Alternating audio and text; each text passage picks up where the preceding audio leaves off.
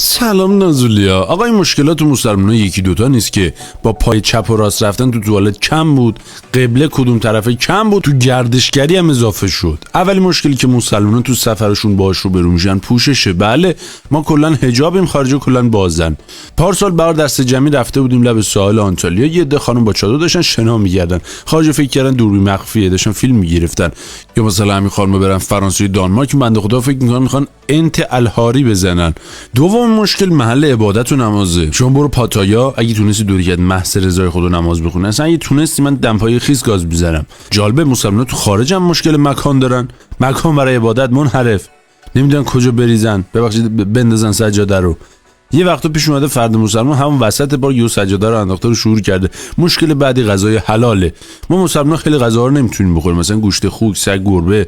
حالا خوبه باز خیلی از کشورها مثل چین هر چیزی نمیخورن، ولی خیلی از مسلمان‌ها تو کشورهای غیر مسلمان گیاهخواری میکنن کلا. جالب خیلی از کشورهای اروپایی و آمریکایی بخش از محصولاتشون رو حلال برای مسلمان‌ها تولید میکنن، روش زده حلال. مشکل بعدی عدم وجود مکان‌های تفریحی ویژه بانوانه. مثلا استخرام مختلطه. خب زن مسلمان که نمیاد پرپاچه رو بریزه جلو مرد نامحرم، یا مثلا سالن ورزش هم مختلط. ایناست که بده. مشکل مسلمان یکی دوتا نیست که حالا خود مسلمان رعایت میکنن این موارد و مثلا میرن تو استخر مختلط. من که نمیگم، من میگم هیچکی نمیره.